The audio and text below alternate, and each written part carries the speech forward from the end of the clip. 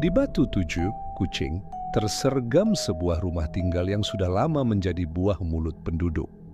Rumah 2 tingkat itu, dengan cat yang sudah mengelupas dan jendela berayun ditiup angin, telah lama kosong. Namun setiap malam, bunyi-bunyi aneh tetap kedengaran darinya. Ada yang mendakwa melihat kelibat perempuan berambut panjang berjalan di tingkat atas. Ada juga yang mendengar suara orang menangis, mengilai, malah ada yang katanya pernah disapa suara misteri ketika melalui kawasan itu selepas maghrib. Penduduk setempat bercerita dahulu sebuah keluarga pernah mendiami rumah itu. Namun selepas satu insiden tragis, seorang anak perempuan hilang tanpa jejak di dalam rumah tersebut, keluarga itu berpindah serta-merta. Sejak hari itu, rumah tersebut dikatakan keras, tidak dapat didiami sesiapa pun lebih dari seminggu. Suatu malam, 3 orang remaja, Azlan, Hafiz dan Mira, memberanikan diri untuk membuktikan segala cerita itu hanyalah mitos. Mereka membawa lampu suluh dan meredah pagar kayu reput yang melindungi rumah itu.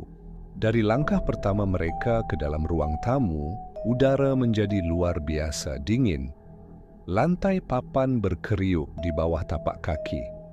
Bau hapak menusuk hidung bercampur dengan bau bunga melur yang tiba-tiba semerbak, satu bau yang aneh kerana tiada pokok bunga di kawasan itu.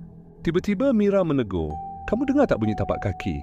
Mereka terdiam. Bunyi itu jelas, tap, tap, tap, seolah-olah seseorang berjalan perlahan-lahan di tingkat atas. Mereka saling berpandangan, jantung berdegup kencang. Hafiz cuba menenangkan, berkata mungkin hanya tikus. Namun sebaik sahaja mereka melangkah ke tangga, lampu suluh Azlan berkelip-kelip sendiri. Dalam samar cahaya, mereka nampak di puncak tangga seorang gadis kecil berdiri memandang mereka. Bajunya lusuh, rambutnya menutupi wajah. Tanpa menunggu lagi, ketiga-tiga mereka berpatah balik, meluru keluar dari rumah.